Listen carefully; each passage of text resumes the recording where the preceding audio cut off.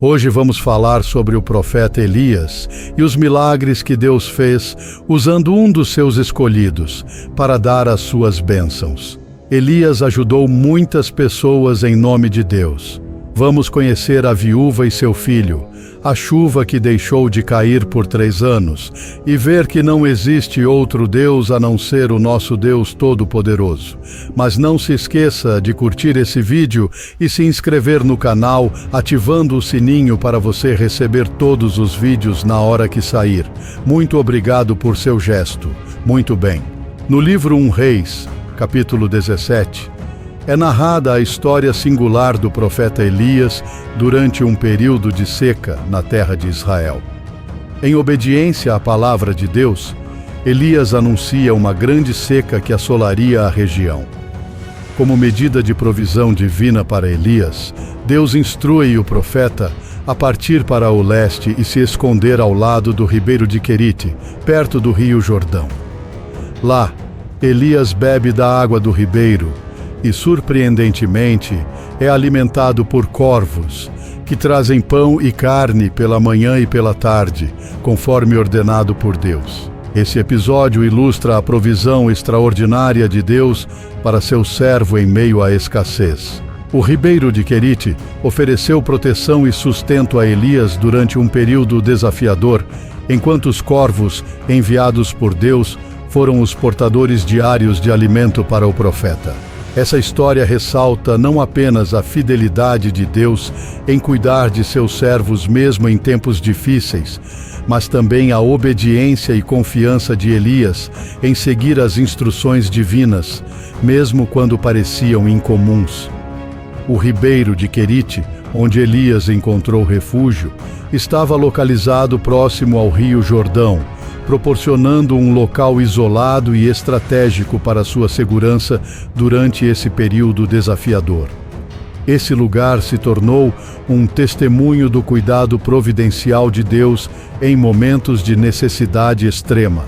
Após o período de isolamento, o profeta Elias é enviado por Deus e chega a uma cidade chamada Sarepta, durante um período de seca severa na terra de Israel. Enquanto ele está na cidade, ele encontra uma viúva colhendo lenha. Ela é uma mulher pobre, desesperada e aflita, pois a seca havia secado as fontes de alimento e de água. Elias pede a ela por água e um pouco de pão. A viúva responde com tristeza, explicando que só tem um punhado de farinha em um pote e um pouco de azeite em uma jarra, planejados para serem sua última refeição com seu filho, antes de enfrentarem a fome inevitável. Ela expressa seu desespero, dizendo que após essa refeição, ela e seu filho não terão mais nada para comer e esperam morrer. O profeta, em nome do Senhor, lhe pede para fazer um pão para ele primeiro e só depois preparar algo para ela e seu filho. Ele assegura que o Senhor Deus de Israel prometeu que a farinha e o azeite não se esgotariam até o dia em que o Senhor enviasse chuva sobre a terra novamente. A viúva, embora temerosa, obedece à instrução do profeta. E conforme prometido, a farinha na vasilha e o azeite na jarra não acabam dia após dia, sustentando a viúva, seu filho e Elias. Alguns dias se passam no vilarejo de Sarepta, onde antigamente ficava localizado na antiga Fenícia, ao sul de Sidom, na região que hoje é o Líbano moderno, às margens do mar Mediterrâneo. Durante a estada do profeta Elias na casa da viúva, um momento de dor abate-se sobre a residência. O filho da mulher, seu único raio de esperança, adoece gravemente, envolvendo a todos em tristeza e preocupação. A mãe, em desespero, busca ajuda no profeta Elias, suplicando por intervenção de Deus para salvar seu filho. Com lágrimas nos olhos, se ajoelha aos pés do profeta, clamando por um milagre.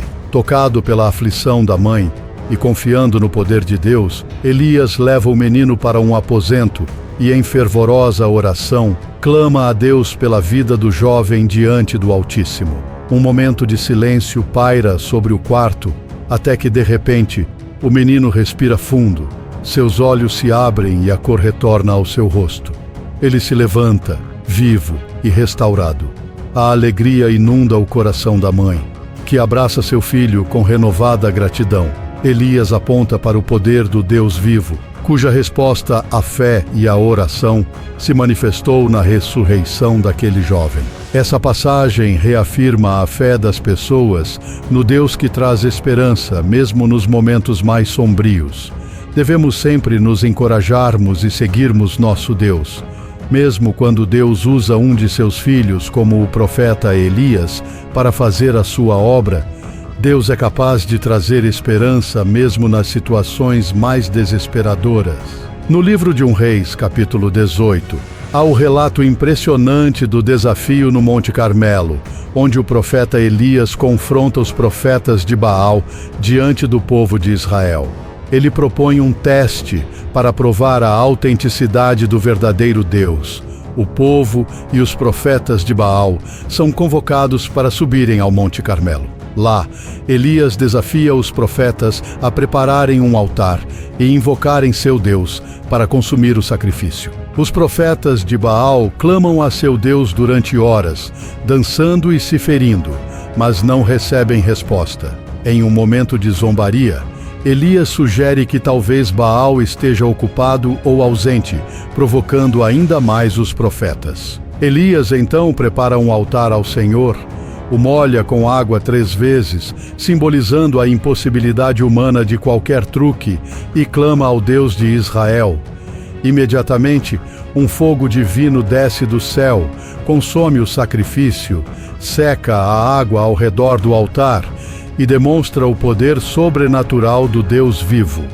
O povo, vendo este milagre, se prostra em adoração, reconhecendo que o Senhor é o único e verdadeiro Deus. O episódio destaca não só a confiança inabalável de Elias no poder de Deus. Então Elias disse: "Prenda os profetas de Baal, e que nenhum deles escape." Então prenderam os falsos profetas, e Elias os fez descer ao ribeiro de Quisson, e ali foram executados. Isso mostra a resposta divina diante da fé genuína e a farsa, da vaidade e a mentira que é o falso Deus Baal.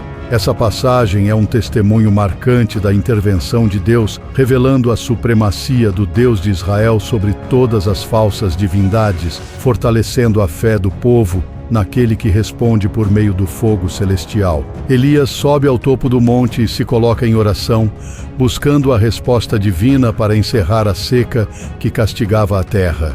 Então ele envia um servo para verificar o horizonte. E disse ao servo: "Sobe agora e olha para o lado do mar." O servo subiu e olhou e disse: "Não há nada." Então Elias disse ele: "Volta 7 vezes."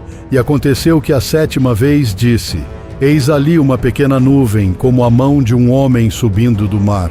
Elias, percebendo o sinal, alerta o servo e manda ele avisar o rei Acabe para que se prepare e suba em sua carruagem e saia desse local, pois a chuva está prestes a cair. Enquanto o céu se enche de nuvens negras e ventos fortes, a seca de 3 anos se encerra com uma tempestade poderosa que traz a tão esperada chuva.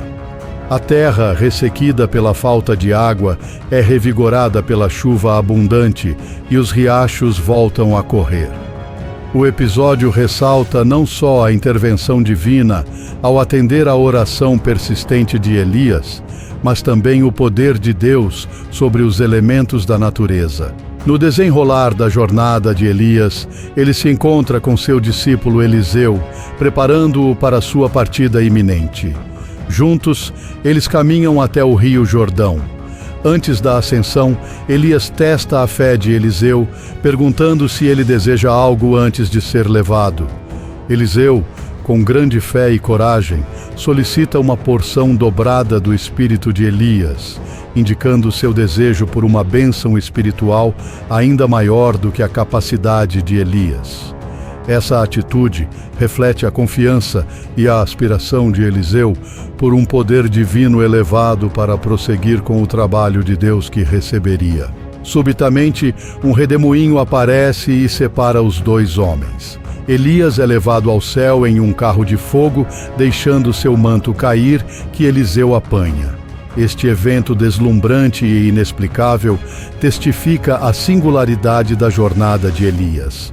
A ascensão de Elias representa não apenas seu fim terreno, mas também sua transição para a presença de Deus sem passar pela morte física. Esse evento misterioso e dramático deixou uma marca indelével na história, ilustrando a excepcionalidade da vida e do chamado de Elias. Essa passagem extraordinária não só enfatiza a singularidade de Elias como profeta, mas também deixa uma aura de mistério e admiração, lembrando-nos da grandiosidade do poder de Deus e da maneira como Deus escolhe interagir com seus escolhidos. E se você chegou até aqui, deixe seu like. E não esqueça de se inscrever no canal para mais histórias bíblicas com grandes lições inspiradoras. Muito obrigado e fique com Deus e até a próxima.